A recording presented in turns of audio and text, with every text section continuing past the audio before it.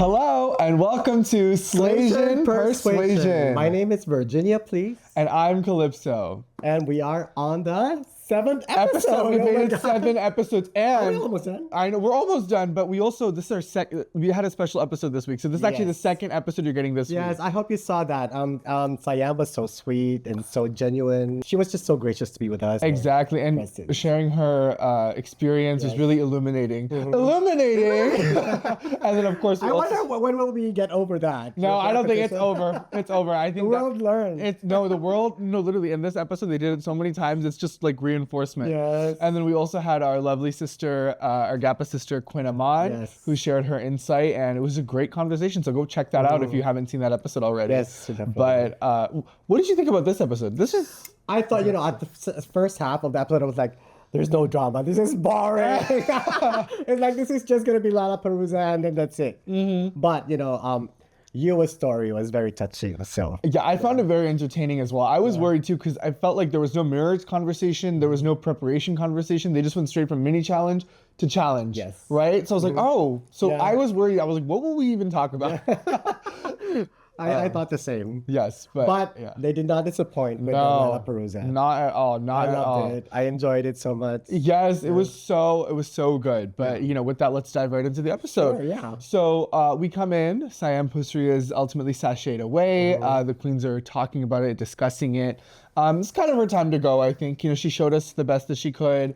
They immediately start talking about what's going on, what's happening next. I was waiting for a drama in that because there's always a drama in that part. Yes. There's none. No, it was, and even Kiana was like, hey, listen, I said that I wanted to leave, but I'm ready. I don't want to do that. She kind of apologized for that as well. And she said, I'm ready to be here. Let's do it. Which is funny for me because it's like, that was only like 30 minutes ago.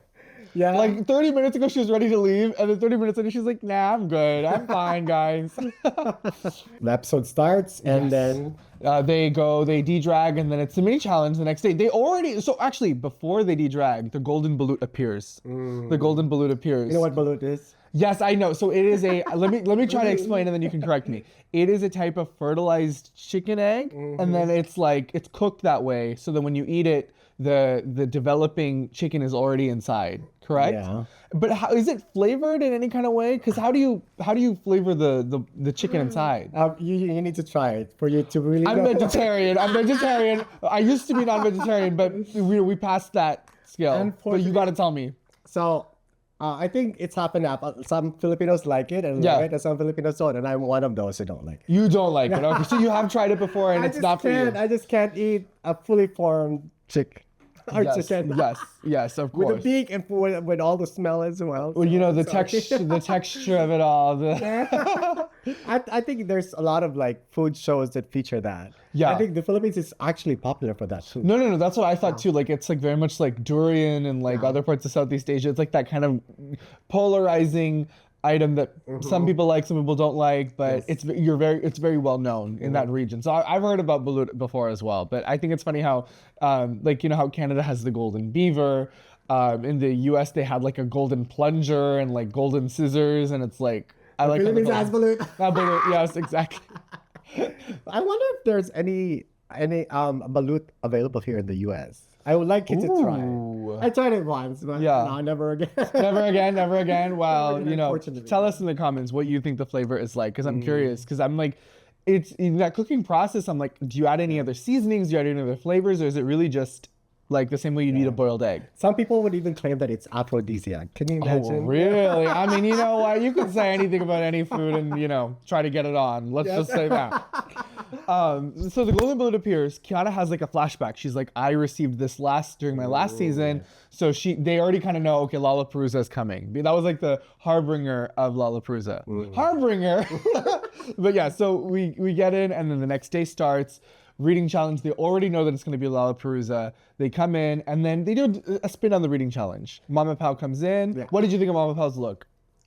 So. Nothing spectacular. Yeah. No, it was very run of the mill standard suit. I know. Yeah. I think she ran out. She's like at this point. She's like, girl, there's only a handful of episodes left. Just pull out the blue suit. Yeah. So they come in. What did you think of this reading challenge? I was like, I love how they're going out of their way to make it different, but I'm like, did it need to be different? Like, it felt like they were, at this point, it felt like they were trying so hard to be like, we're going to be different, we're going to do it different. We're not going to do Snatch Game, it's going to be Snatch Election. It's not going to be the reading challenge, it's going to be Reading the Future challenge. I'm like, it felt really interesting to me. I'm like, It did not work for me. I'm sorry. No, right. I'm like, I think it would have been just funnier if they were, because they were all so funny. Yeah. I was like, it almost felt like the reading ball, like the crystal ball was a hindrance for their performance. Yeah, why invent the wheel when it's already made? Right. And like this didn't, like what was the justification? I mean, like they're all going to still read each other. So it's like, I don't know. But who stood out for you? For my favorite was definitely Suki. I think Suki had such a funny, and the way that she can really, she's the mother, she's the miscongeniality, but at the same time, she's also very fierce and cunty and like very shady as well. I like the duality that we're seeing with her. So she had some of my favorites. I think there was one where like Brigading's joke kind of flopped, and then she kind of did this with her mouth. What was that? And they did it the rest of the episode too. And the context there is that if you say something that doesn't have an effect or failed, nga is like it's boring because people are like, oh, I see. Nga is like your mouth is open because you're wondering why, like, huh? Oh, I see. Okay, because that kept on happening. I'm like, oh wow. I'm like, perfect. See, that's the cultural exchange happening. I'm learning way more. But yeah, so she did that after her joke flopped, and I was like, well. Did anyone stand out to you? You would tried her best. You would try her best. Yeah, it was very run-of-the-mill jokes. It was very like, you know, drag queen at a show. I'd say this episode was Yua's. Yua's episode? No, definitely. I think she had a really good arc the past two episodes, this episode and the previous episode. But yeah, it was good. Anybody else stand out to you? Any other reads? No. You know, I think if I ever had to prepare for Drag Race, I think I would come with some reads pre-written, and then I would just see which queen I could like sneak into. I really like the Snatch Game of the season 3, where they rapped. Oh, you mean the reading challenge? Yeah, the reading challenge. Yeah. So, yes, I do remember this, and they all had hats, and like they were all like really. That was really funny. And wait, which season was it? Was it season 2 or 3? Season 3. I swore Cat also did something similar. No, I know that. Did she rap? Maybe she rap. Okay, I know what you mean. I definitely know that there was a rapping episode. I know what you mean. I definitely recall the rapping reading, but I know that the winner was really, really good at it. Was it probably Maxi then? Maxi, I mean, who else could rap? I'm trying to think of who else could have done really well that season for rapping. Yeah, probably Maxi. It was probably season 3 then. Yeah. But in my mind, I'm like, okay, yes, but really good reading. Do you rap, girl? No, girl. Rapping, I can barely. Mama, those are skills that we're still developing. I need to first understand how to sing first, and then we'll slowly work our way up. I can write rhymes for sure. Really? Maybe the delivery will make the difference. Can you give us a rhyme right now? I'm like, okay, you're setting us up, girl. You're setting yourself up. Give us a rhyme. Any rhyme. Any rhyme? Oh my God, I'm gonna say Okay, well, think on it. Before the end of the episode, we'll come back. Nakaupo at ang pawis ay tumutulo. Oh, there you go. I just said I'm sitting down and my sweat is falling. Work. See? Very impromptu. Yeah, girl, my sweat is. Mama, this is the most clothes that I've worn, I think, on the podcast so far. But we were rushing, girl. Yeah, it is. We're rushing, and this is October, but this is San Francisco summer. But listen, we insert this activity, this filming, in the middle of our jobs, in the middle of the week. No, literally, we're making it work. And it's our San Francisco summer right now. Exactly. I know that it's October, but it's our San Francisco summer, so it is very hot here.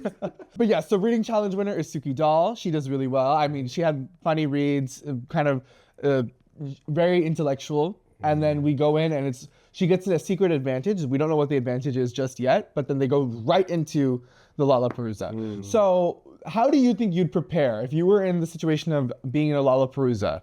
Like, I was going to talk about that. Yeah. Because I just saw a clip of Alaska saying that when you get in, you get this mini iPod with all the songs. Songs. Not for sure that all of the songs are going to be performed. Yes. So I wonder how many songs they give.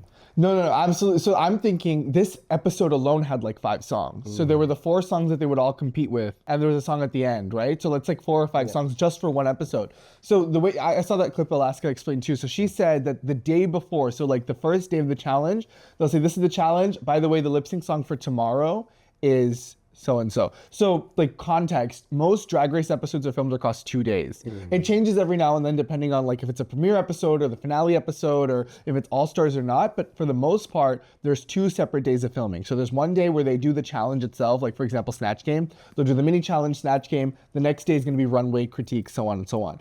I think this episode was all filmed in one day, you know, because that's I think why they did that cut, because they went straight from mini challenge. They probably all got ready, and then they just did the lip sync that day in and of itself, right? Yeah, and 5 songs you could probably I could probably get by if I had it like 10 days before. No. I think like Alaska said, as soon as you get there, there's nothing else. You don't get access to your phone. You don't get access to any other media. So the only thing you can listen to is just the songs over and over again. And thankfully, these songs are not that hard. Oh no, not at all. And they're very repetitive, and they're like kind of iconic. Boom, boom. Right. I was like, girl, and every Venga Boy song sounds the same to me.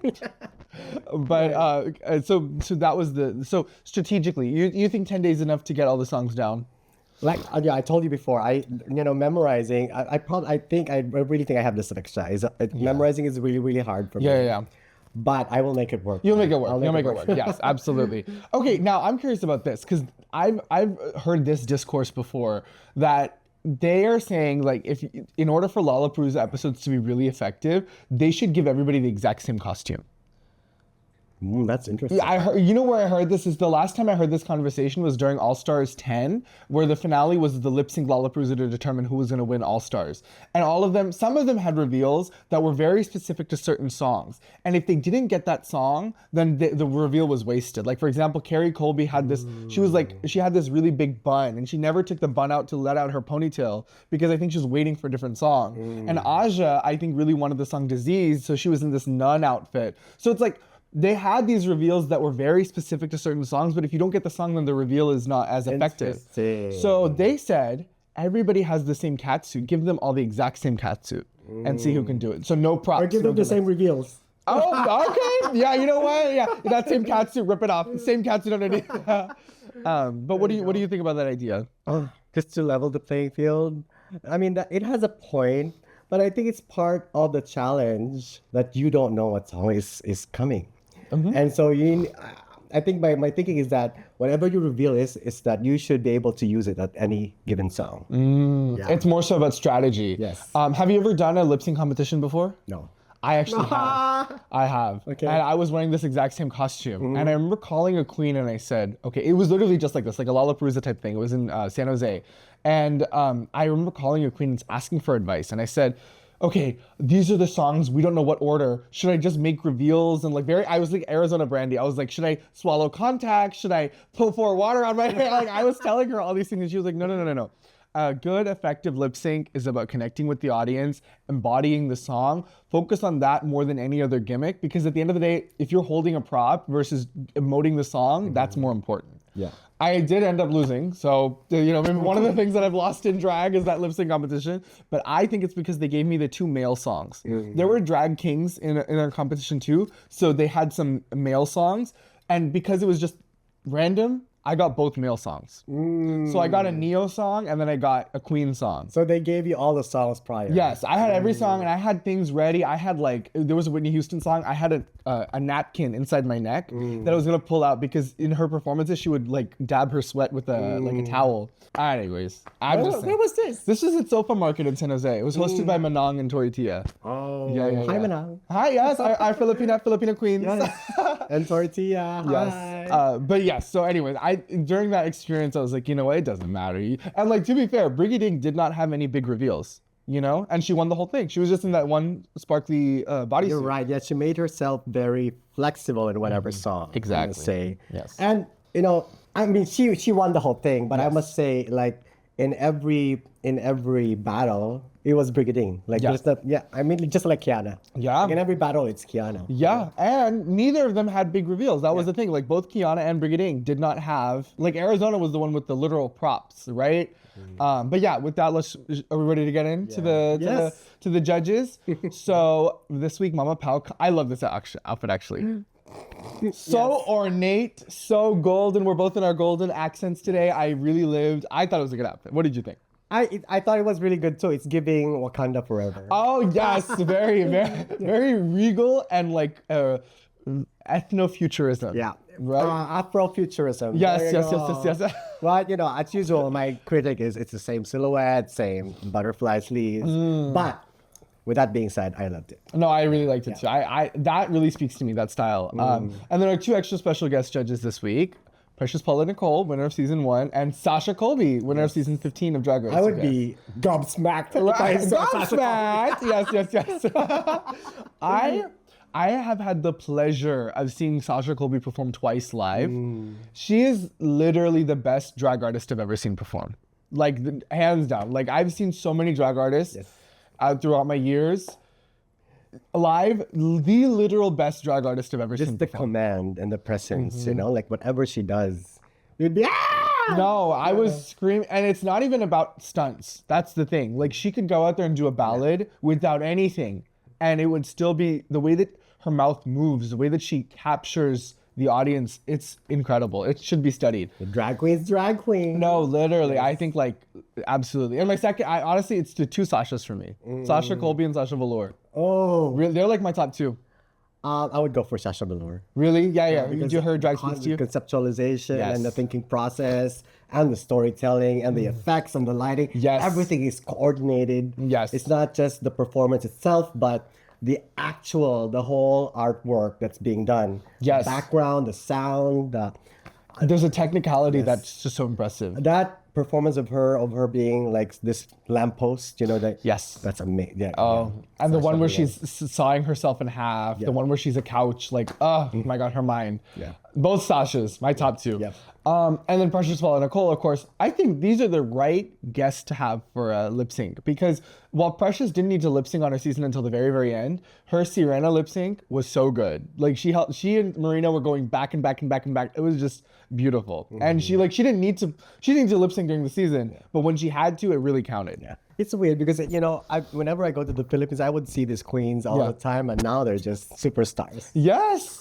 I mean, I've only been able to experience that by seeing like queens like Siam and Rock'em Sakura. Those are the queens that I'd seen before and go on the show. But to see an entire drag industry before and then now to see them flourishing on Drag Race, how do you feel? Sometimes it makes me want to cry because during the pandemic, I helped support them. They had online shows, and they were really, really struggling. And to fast forward to now, it's just like wow, like lives really change and dreams really do come true. When especially for drag artists, because this has never happened before, And in the Philippines, especially, And it also must be also very poignant for Precious to be sitting there and judging her sisters, who are the ones who were performing with her in front of the camera, in front of people who are watching them on Facebook, on Instagram. Yeah. Would you say that like the scene in the Philippines, everybody kind of knows each other? Yes, I would say so. And like not necessarily tight knit in that sense, but like everybody's aware of like who's doing what, who's doing where. Yeah, but I don't know now because every day a drag queen is born. Oh, especially that's that drag race boom, the drag race boom, right? Yeah. Like I'm a drag race baby, The so. Philippines has 7,600 and plus islands. Wow, So each imagine- island has 10 drag queens.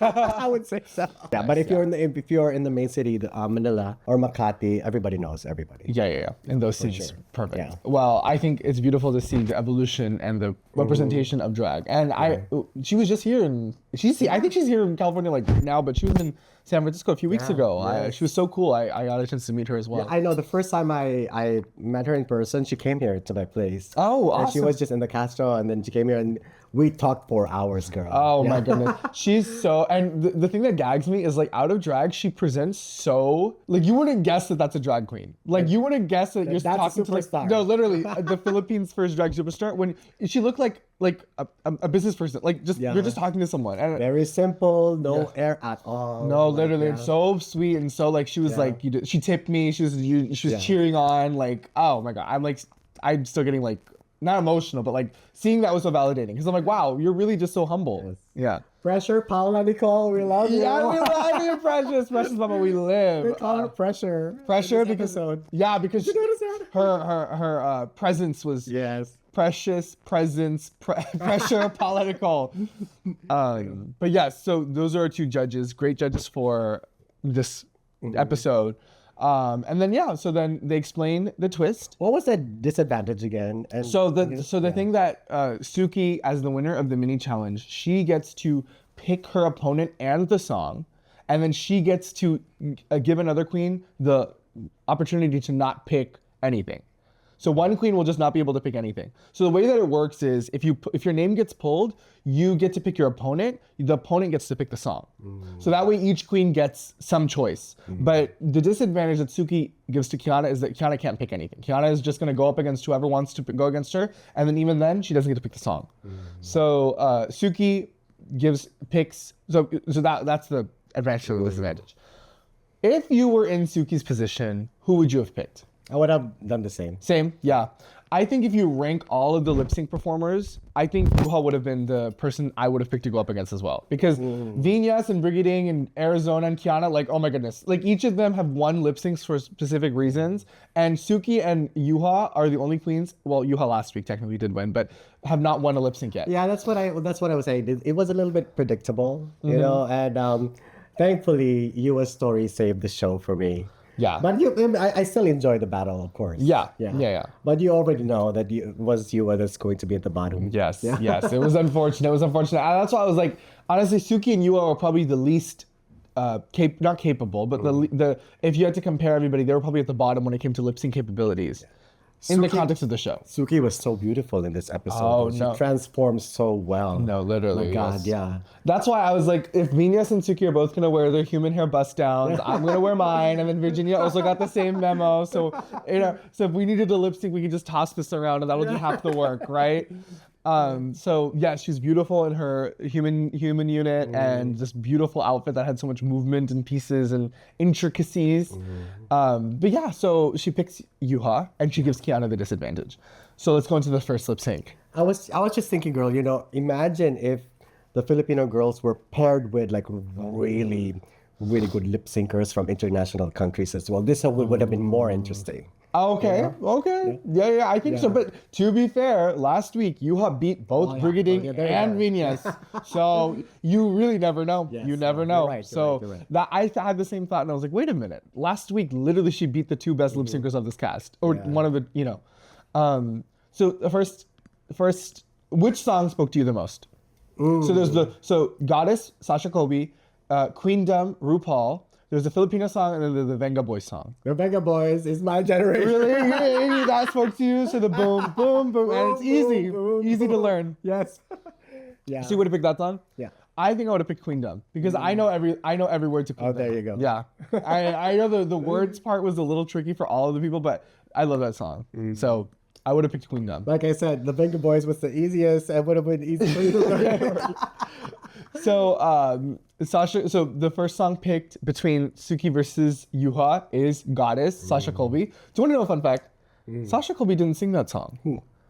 Because if you remember, that was the season 15 finale song. Each of those songs are not sung by those artists. They just happened to get a singer who sang really, really closely to Sasha Colby. This voice actually sounds like Kiana singing. Oh, yeah. That? No. It's definitely, and I remember, I think she gave an interview too. She was just like, she was telling Leland. So Leland is the music producer on the US franchises who produces all of the tracks. So during the finale song, he picked singers and like, basically the way that works is Sasha, Anitra, Lux, and Mistress all send them examples. Like, I want this vibe. This is my vibe. And then they get back a song that Leland produces for them with a separate singer. So that song just happened. The person who's singing Goddess sounds exactly like Sasha Colby, but it's not Sasha Colby. Wow. Isn't that interesting? But people just automatically assume she performs that everywhere, and it's a great song. But... If you were to make a song, what would be the vibe? Oh, okay. I've actually thought about this because my drag daughter is a music engineer, and she knows that really well. And I was like, hey, you should make me a song. So I think I would go for something that was like, I love the songs that have like an ethereal vibe to them because I think like in my mind Calypso is like this goddess creature type of ethereal deity, so I would want to channel that. And then I don't think I'm like a bitch track like that's not me. So it'd have to be like upbeat, but it'd have to be like ethnic vibes. Kind of like, okay, High CM would be my I'd be like send High CM because I think the part where it goes that's very me. That's good. I've been waiting for a queen who would really not follow the trend of it, like you know. Like, Yeah, exactly. no. That wouldn't be Yeah, me. I would wait for a queen who would choose like a slow song. Yeah, even, like a ballad. Yeah, like a Yeah. ballad. Yeah. Well, I'm a songwriter, so I No, well, okay, perfect. My daughter can produce it. You can write it, and then there'll be some rhyming in it. We'll make it work. So, what vibe would you say would be your song if you had to pick a finale I song? actually have a few songs already. Oh, well. Already produced. As well. Okay, well, she's ready. She's ready. Driver, Some of she's them, ready. Yeah, it's rock. That can be converted into an electronic dance music as well. Because you are a part of a band. Yeah, I have a actually band. have a question for you about that later. We're gonna get there, but I have a question for you about a band and its logistics. But yes, okay, so that's the vibe that you would Yes, go for. yes, Okay, yes, yes, okay, beautiful. Well, so Sasha Colby's Goddess plays again, not technically her singing it, but it's still her song. Another fun fact, I just have to share this. I'm so sorry. I was there at the season 15 finale taping. My friend and I got tickets to go see it live. Wow. So I was there when this song was played for the very first time in public ever. And I remember seeing Sasha being like, she had all the dancers holding her and she was in this big snake costume. She was pulled out on stage and it was incredible. Like seeing it in person, like mind blown. How do you get in there? Okay, so the way that it works is they don't do this anymore. If you noticed on season 16 and 17, they filmed the finale on a closed set. But before that, from like season 4 onwards, World of Wonder would just release tickets. So they just released tickets for it, and they said, "We're filming it. Buy a ticket." I think my ticket was like $80 or something, but it was worth it. I was like, we saw RuPaul, we saw like the entire season. Was it 15 LA? cast. It was in LA. Yes. There you go. But some tea about that. During the filming, Anitra's dancer, one of his knee dislocated. We saw it happen. So basically what they do is each of them do their performances, right? Anitra was the first one. I think it was alphabetical. So Anitra and then all the other ones. And they shared the dancers for all of them. So all of their finale performances have the same like 4 or 5 dancers. There's this one trick that Anitra was supposed to do where she like swings on him and falls into like split. When she did that, his knee like popped out. Oh my God. And like he fell to the floor and held his knee and they had to cut the music and they had to stop production for like a good 40 minutes to an hour. And then I think that's why they don't do it live anymore. That's why they do it on a closed set because RuPaul didn't come out until the very end, but her day probably got delayed by like an hour and a half. So T.S. Madison, Ross Matthews, they were just going to the audience saying, "Hey everybody, how's it going?" Like, they were just doing like crowd Keep it work. alive. Yes, exactly. Okay, back to the episode. Back to the episode. Goddess plays. Neither of them knew the words. Neither of them knew the words. All for picking that song, being so confident, neither of them knew the words. My favorite thing was when they cut to Sasha and she was just like she wanted to sing the words, but she was like, "Oh, I can't." It felt like that. Well, I think Suki's beauty won that challenge. I won that battle. See, I thought the same. I was like, okay, no, neither of them know it. So now what are we looking at next? And I think Suki commanded the stage better. Yeah. She commanded the stage while Yuha was like her backup dancer. Did you notice that Yuha was going like this? Oh, there you go. I'm like, what's she doing that? Like Yeah. she's taking out the attention from her and Yeah, giving and she's it like to pointing to Suki. I'm like, you wouldn't do that. I'm like, girl, I'm like, this is the most evenly matched battle. So I'm like, if Yuha really locked in and went in her own route, but it felt like Suki was just like, I think Suki's confidence of being able to pick the song and the opponent kind of gave her this edge. Yeah. You know. And then Yua was like at the end. She was like, I was like, what are you, girl? Get up. Yuha, get up. she sort of like gave up in that battle already. Yes, I clocked that too, and I was like, "Girl, come on." But you know, still good start. And I think Sasha was very complimentary, a little too complimentary for me. She was like, "Great energy, guys!" Like, and it's a hard song. It's a hard song. I'm like, I would have been like, "That's my song. None of you know the words. Mama Pal, send them both." But yes, Suki is ultimately declared the winner. Do you agree? I agree. Okay. Of course, yeah. Yeah. Well, yeah, why did you give that away to her? I don't know. Yeah, take it. Bowing down. Who's the next lip sync? So after that, It's Venus Yes. and Brigadine. yes, exactly. So they come up, they do their song, and then they pick. Brigadine gets to pick the song, right? Yeah, Brigadine picks the song. No? No, Brigadine picked Venus. Oh, correct. Brigadine picks Venus, and then Venus picks Queendom. And then they both do that song. And I'm like, that's a tricky song because there's a lot of rap parts to it. And like those RuPaul songs, like even RuPaul's like, girl, I don't even know how to sing those songs after I'm done recording them. So without the words right in front of you, it's so hard to kind of do it. And this is a very special moment, like you explained, because season 1 on the stage, season 1 on the judging panel, you know. Yeah.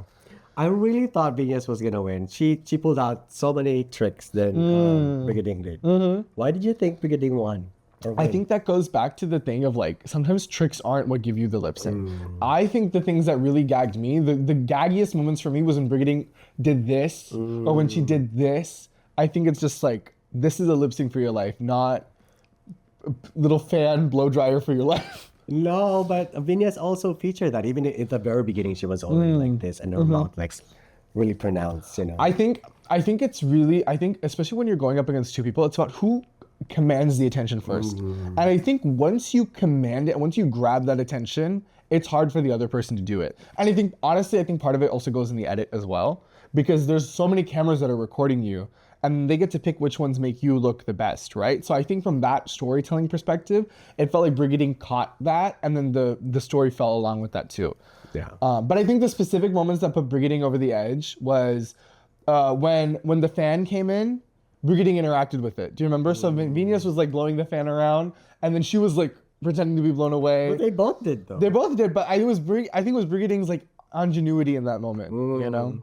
I really think, because either way, if any of them who lost could have still made it through. Yeah. But I was just thinking that to even the playing field between Brigading and Venus, they would give the Rue badge to Brigading this time. You thought so? Yeah, I thought so. Yeah, okay. From a storytelling perspective, yeah. I mean, make everybody have two, right? Going into the finale or going into the top 5. But yeah, so the winner is ultimately Brigading, and then Precious gives a little like, I hated it. I'm kidding. I loved it. I'm disappointed. Yes. So the season 1 divas all retreat, and then Brigading wins, and then she goes back. Venus goes back, and then Yuha's kind of gagged. You know what I loved about this episode? Yuha's attitude. Backstage, really shine through, yeah. She was watching it like she was at a doc. She was cheering, even though she was alone back there. She was cheering, screaming, yelling. Loved Yuha's attitude. And the way she speaks, girl, is really. She should have a job of being an anchor or being a commenter. Yes. For every franchise, I would. Do you watch her YouTube series? Unfortunately, I don't. Okay, no, girl, you're like, she should host a show. Do you watch the show that she hosts? I don't. No, I mean, you have watched some. I've seen No, some. I think she has a very, I agree with you. I think that's why she's had a very successful YouTube career, because she has that way of like explaining things, and especially I'm watching all her episodes because she's giving the insider tea about what the behind the scenes went, and every episode is with a contestant from this season, so she's able to get more tea and details. Siam was the most recent guest on her show too. Yeah. So, same with ours. Siam was the most recent guest on our show. Yes. Wait, Zua is from LA, right? She's from New York. Oh, okay. I've when I was in New York in February, I went to her viewing party at Pieces Bar in New York, and in that 2 hours, she sold her merch. She did 3 or 4 performances while the commercials were going.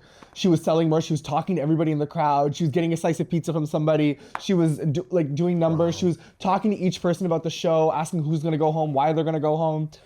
And just all around entertainment. Ultimate personality. Yes, and it's like that grit and her work ethic. That's her drag. Yes, Yep. And she came and she shook everybody's hands who wanted. She took a photo with me. She was so nice. That's a different type of talent. Yes, and not everybody has that as well. No, I think because there are some fierce performers. When you talk to them, they're so silent. And yes. Yeah. You know, I've also heard this as a tip. Somebody gave me this tip. They're like, when you're in a drag show, you are the superstar. So it is one thing to want to be like, oh, I'm going to wait till it's my number. I'm going to come out and do my number and just go backstage.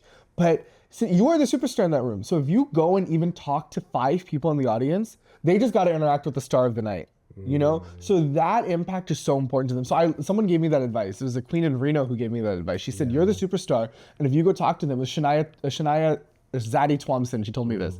And it stuck with me since. Yeah, I mean, I do transform. I when there's an audience, I can talk to them. But when I'm backside, I'm probably going to be quiet. Right. But would you ever go out into the audience and be like, thank you for coming to the show? Of course, yeah. I think that's the important part. I interact. When people are interacting with me, I do interact and become this character. Yes. But when I'm backstage, I'm almost always so silent.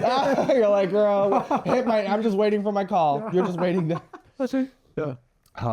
But yes, next lip sync is Arizona versus Kiana, the battle of the first runner-ups. Going into this, who do you think was going to do better? I was thinking it was easier for Arizona to beat Kiana because of her storytelling Yes. prowess. And at this point, you've already seen what Kiana can do, and she's been repeating that over and over and over again. But just like what she said in her message to me, that Mama Pao has already probably been tired of what she's been doing. Well, actually, I don't think they know that she sent you that message. Tell us the context. So a few episodes ago, we tagged her in one of our posts, and then she messaged you, and she said, and because that short was about, we were talking about her being under the radar. Correct. Yes. And she was like, yes, yeah, I think Mama Pao is already tired of what I've been doing. She's not surprised anymore. She's not impressed anymore. I think that just also goes to show that Kiana's the youngest in this cast. Yeah. If this is what she can show at this young age, just imagine what 5 years would give her as an artist to transform and explore. Yes. And She has all the potential. she has all the potential, she has all the resources, she has the it factor. I think it's just a matter of pushing that forward. And it's hard. Like how do you do that when you've been so good? Yeah. But maybe global all-stars. Yeah. The first time I met Kiana a few months ago in the Philippines. Yes. And I was filming Puro Loco Vega because I was making a documentary film about her. Yeah. And she was like, why are you the one filming? You should be the one in front of the camera. And she was kind of flirting with me. Ooh, okay. I added her on Instagram. I was just like, oh my God, gagged. Ah, okay. She saw that I was What's dragged. the tea? What's the tea? Kiana, slide in. She was sliding into the DMs, actually. That's what she was doing. I live. Oh, yeah, but now she knows that, I'm Virginia, please. Hi, Kiana. Okay, work. That's why am I getting hot? Okay, work. So Kiana and Arizona go up against each other. The song is Venga Boys, Boom Boom Boom.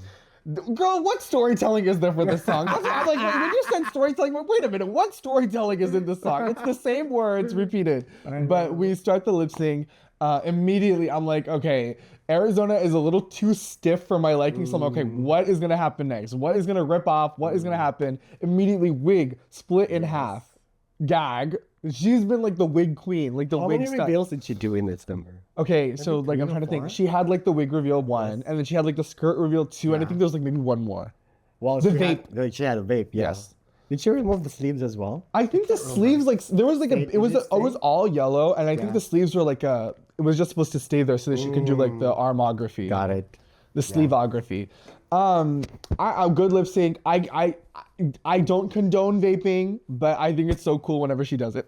I think it's I'm like work. I'm like I would never vape. I don't think vaping is good, but in the context of this performance, I'm like vape couture. I'm there. Vape couture. And Kiana was simulating. Was that a masturbation? No, that's not now. That's not now. That's in the last. She also did it a little bit. Did she do it here too? Bit, Oh yes, my God. I mean, you know what? For the context of the song, storytelling, yes, you're right. You want you in your room, Yeah, stimulating, boom, boom, exactly. But yes, so I think the thing that really sent her over the edge was the reveals, and then this thing gagged me. 2 vapes in the nostrils, and then crazy. So Arizona Kiana was just like, oh, what? She was just looking at Aria and like, okay, what's next? No, literally, it's like, girl, what? Because Kiana's like, I just have this jacket on and it's staying on until the next lip sync, so there's nothing else that we can really do. Yeah. But You know the dips and the stunts can only get you.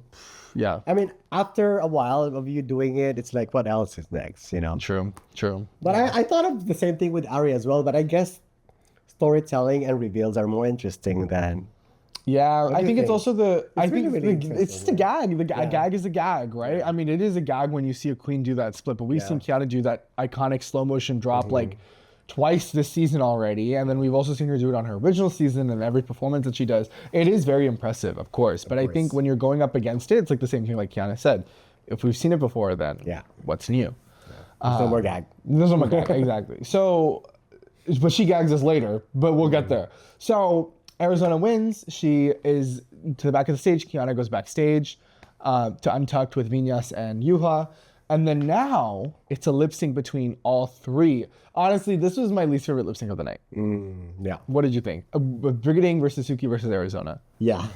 I was like, girl, anyways. I mean, I think Sasha even said it felt like there was a girl group performing. And I'm like, I think what I didn't like about this lip sync was that it felt like Suki and Arizona were lip syncing to each other. Well, Brigading was lip syncing to the audience. Yeah. You know what I mean? It felt like there were so many moments when Ari and Suki were doing this, And Brigading was like, hey, I'm here alone. Yeah, and at this point, you already know, you've already seen what they all can do. Exactly. You know? So I think it was really just a matter of Brigading just commanding the stage, and she captured that attention while Suki and Arizona were like facing each other. Yeah. Yeah. Yeah. But yeah, I'm like, skip. Was there anything else that stood out Like to you I about this said, episode? this episode was a little bit boring. Yeah. Yeah. It's okay. We're getting there. Yes. We're getting to the final episode. But now we're getting to the drama. Yes. Because Brigading just won. She gets the power of the golden balut, and then now they go backstage. Ooh. This is where I think the episode was really highlight for me. Because they're all back there pleading their cases. How did you feel about this moment when they were all backstage? Yes. Yeah. When they were trying to console Yuwa, right? Mm-hmm. Yeah. Yeah. This was Yuwa's moment. Yes. And Arizona opened it up. And that's what really got Yuwa emotional. Yeah, and all the words were on point, totally right about how she has performed and how she, has contributed to, the entire episode and how she meant for the girls and how she treated them. Everything was, yeah. I think another layer of this is that out of all of this cast, she is the oldest Drag Race contestant in the not in age. I don't know if she is, but in the context of who has been on their season the longest. Season 10 was like 7 years ago. Season 10 was the season that I started drag. So I like that season, and I'm rewatching it right now because Race Chaser is doing a recap of season 10. So that season is so ingrained in my mind because that was literally when I started doing drag. So when I can still remember when I remember seeing Yuha walk in. At that point, someone who was embracing their Asian heritage so fiercely, like it was like I'm getting goosebumps thinking about it now. I'm getting chills thinking about it. Like it was like. There was no, again, there was no South Asian representation on Drag Race yet. She was all, like, seeing any Asian representation, I was excited because I'm like, that's close enough. And seeing her in her all red look, coming in with her umbrella, and she's like, are you ready to throw the shade? Like, I still think about it. I'm like, she was so charismatic and silly, right? I remember that. So when all these queens were genuinely talking about how much her presence on the show meant to them, like, I could agree, I could relate. Yeah. So impactful to see Asian representation on that season because that was when I started drag. I remember seeing like queens like Aquaria, Monet, Monique, all of them inspired me so much because Monique and Monet kind of looked like me, so I was like, okay, perfect. I can base my drag off of them in Asia as well. Aquaria was so close to me in age where I was just like, oh my gosh, if she can do it, I can do it. And then Yuha being the Asian representation of the season, I was already like on board. Like at that point, every Asian queen, I was just like, yes, Kimchi, Kimora Black, Yuha, all of them during that era were like all the Asian representation. Yeah, so when Kiana was talking about it and saying, you meant a lot seeing you all those years ago. I mean, I think Kiana and I are close in age too, so she was probably in a similar, time frame of her life. Yeah. So she represents a lot. And she consistently on her YouTube channel would have queens from other countries on them. Like she would do the reviews. She would do the fashion reviews on her show. Yeah. And she would bring in queens from all over the world. Yeah. And just her attitude, girl. It goes to show that if you start with a positive attitude, that really brings you a long, long way. Yes. Yeah. And she got really emotional because she was like, feels like she got the validation. Because I don't think she got that from the show during her time. She here in Slaysian Royale, she was able to meet all these queens who she loves and respects and admires. She was able to get the validation from the judges, win a challenge, win Snatch Game out of all the things. And, I think I think it also creates this unique atmosphere when you're with people who look like you and who have not similar experience, but I don't know. Yeah, am I running into something here? No, this is why we have this podcast. So dig in to say it. Yeah. No, but like what I told you when I first stepped in the GAPA runway pageant and seeing how large our community was and people who looked like me who were queer and trans, that was really, really validating. And I think to be surrounded by other Asian AAPI drag queens and to be validated like that must feel really, really special. Absolutely. I agree with you. And it's like, until you see yourself represented, you don't even think of it as a possibility oftentimes. And Yuha and all of these queens in their own ways represent that for so many people out there. And I think that's the most important thing. Like, I didn't start performing I started doing drag, but I didn't do anything cultural until I saw a former GAPA winner, Sanjeev, perform live. Yeah. GAPA 2018, I believe. That was the first time I ever saw a drag performance where someone did an Indian song in person. Like before that, I would see it on YouTube or anything, but like Sanjeev came to San Jose State, did that performance, and I was like, I need to do drag again, and I want to do drag just like that. Yeah. So it's until you see yourself that you've realized that it's possible. That doesn't mean that you can't do it yourself, because sometimes it's like it's empowering to be your own representation, but to know that there are other people out there like you means that like, oh, this person did it, and then within 2 years I won GAP as well, and you know, so Yeah. it happens. Amazing. Yeah.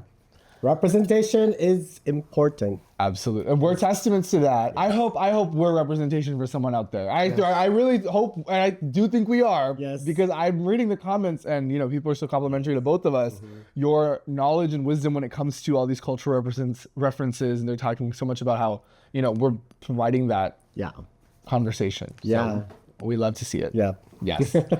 But yes, done with Yuha. Kiana says something very interesting. She says, "Don't give me that balut. I'm here to prove myself." Yeah. What did you feel about that moment? I was like, "Oh, you better work." I mean, I was like, "This is not the Kiana we saw 2 days or like a week ago." I appreciated that, but on the flip side of that, it's just like, don't give me the balut. I'm going to beat you. And I'm like, girl, it's obvious you can beat her. Yeah. I mean, do you really need that kind of conviction about that? It's obvious. Yes, you can beat her. Like, you don't need to. It also felt you're right. She just told Yuha, "You were doing the most on your season, which is why I love you." Brigading, give Vinyas the balut because I can beat that bitch in Thunder Home. Like, oh my gosh, that was crazy. The whiplash of that. And Vinyas was just like, I mean, if she's saying it, then that was my favorite part of the episode for sure. Because Vinyas was like, well, save me. Vinyas didn't even like. That's what Arizona was. I think someone said like she didn't even plead. Vinyas was just like, well, okay, girl, I'm getting the balut, so you two figure it out. Yeah. And it also low-key felt like. At one point, it felt like telling Yuha, "You did a good job. Go, you know, have a safe flight home." Like that's how the vibe felt. Yeah, it's like, oh, we've already accepted it. Yes, you're going home. Yeah, here's a consolation. I know, literally. I'm like, girl, what? So that was hilarious to me, but that's exactly how it goes. So the thing is done, and then they make this joke that like Yuha is eating so much food when she's there. Did you get that joke as well? That like eating the security guard's food. I was like, what? I just asked Siam about this, and Yuha also talked about this. I said, what kind of food did they give you? And they said that they were very accommodating to like different dietary restrictions, and that Yuha was pescatarian, so they gave her a lot of seafood and fish. Yeah. But then Yuha also said that when they said she assumed that when she told them that, they thought that she only ate fish. So all her meals were only fish. So she was like, no, I eat other things too. I just don't eat those things. But like all her, so maybe she got tired of the fish and she was sneaking in the other security guards. You need protein, girl. No, right, exactly. And like sometimes you can only handle so much fish, right? Yes. You are what you eat, am I right? Yeah. So then they go back to the main stage. This is a really interesting moment. It was a fake out moment. Brigading is like, I'm going to pick a queen. Her name starts with the letter V. She and I competed on the same season. Her last name is Deluxe. Kiana, you're lip syncing. Like it felt very much like a fake out. Did you say Deluxe? No. I'm being hyperbolic. Hyperbolic, yeah. I'm being hyperbolic. I'm just saying like it was so funny when she's like my best friend, great queen, and Venus was like, wait, what's happening? She's like, no, girl. So Brigading knows how to make good TV. She was giving the producers exactly what they wanted. Yes. And then we go into this lip sync. Okay, this is my question for you. I don't think that was the live band singing it. It sounded like a recording. Yeah. But it was probably their song. No, absolutely. I'm just saying, I'm like, also, in the context of, you know, you're in a band, there are too many factors. Like, what if you do something slightly different and you didn't practice the song like that? I low-key feel like that's a disadvantage to do it live. Yeah. What do you think? I just thought that they wanted to promote that. And they all looked great, and I loved it, and it was a drag race first. But then I'm like, are they also lip-syncing it? Because that's why I was looking closely. I was like, I think he's also... I'm sure he should have won. No, that's what I'm saying. And then that's what I thought it was so funny when Yuha started like dancing with the main singer. I was like, girl, both of y'all are lip syncing right now. I mean, play the real audio because I'm like, this is obviously a track. Because how do you practice for a live version? Because you know sometimes there's certain idiosyncrasies. Idiosyncrasies. No, but what did you feel about Kiana simulating masturbation so many times? Gag. I mean, I was like, girl, we're doing something. And, you know, if that's what it was, that was the first time I've ever seen anything like that. Precious was like like gagged. Precious was like, girl, what is happening?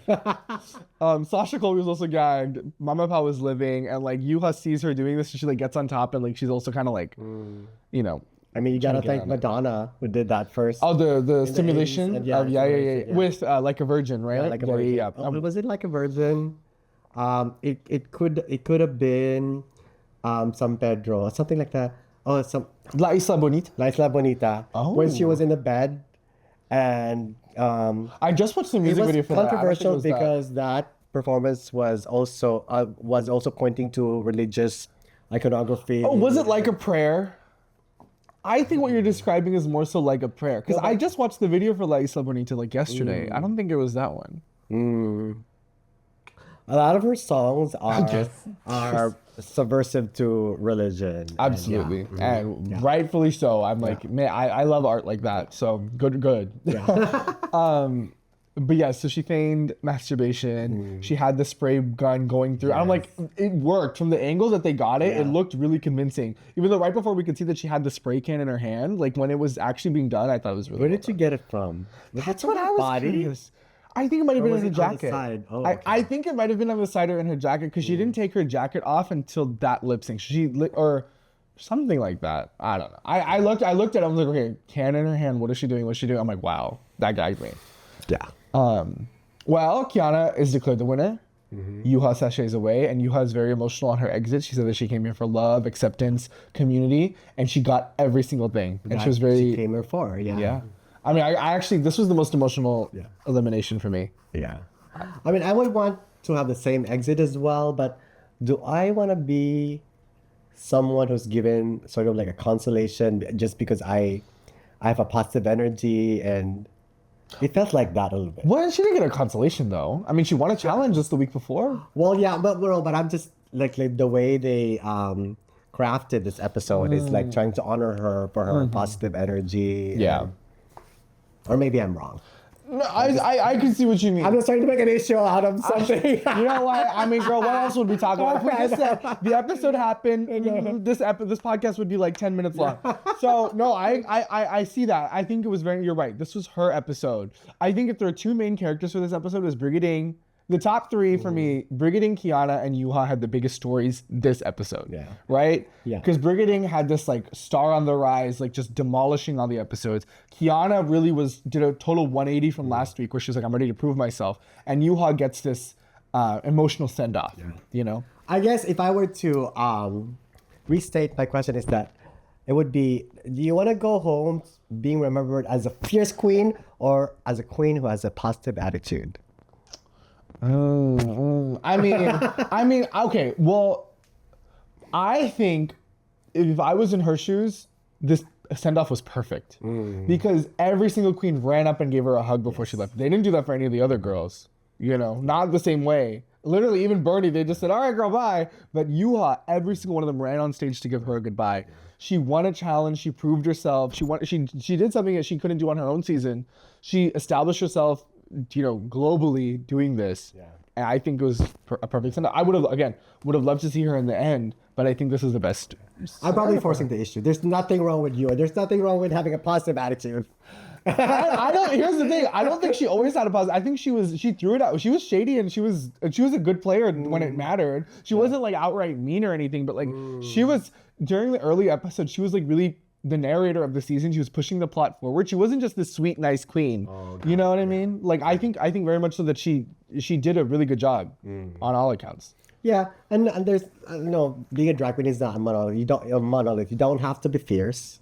You can be your own. Yes. I mean, just look at us. I'm kidding.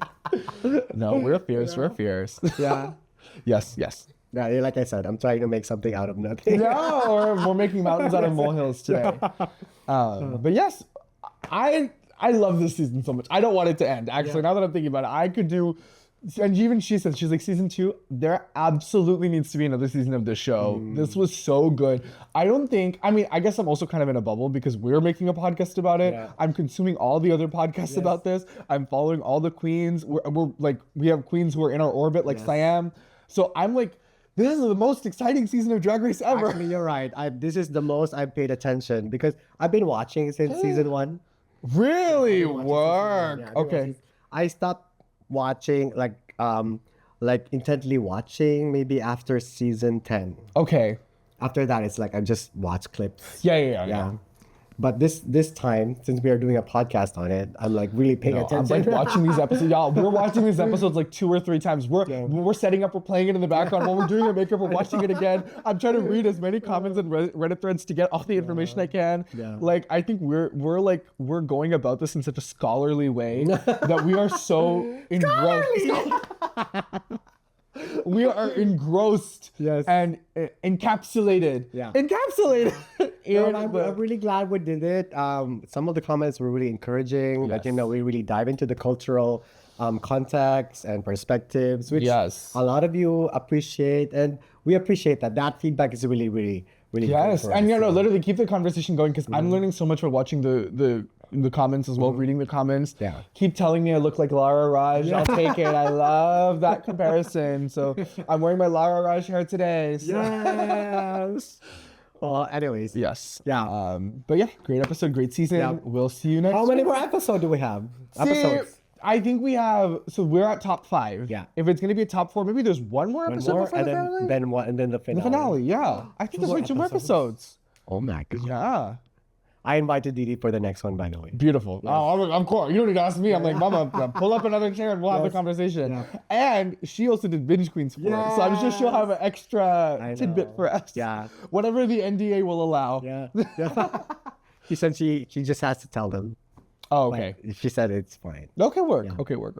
Anyways, this has been really good. Yes. And I enjoyed it. Yes, me too. Great episode. I actually like this episode a lot. So we will see you next time on Slaysian Persuasian. Bye. Bye.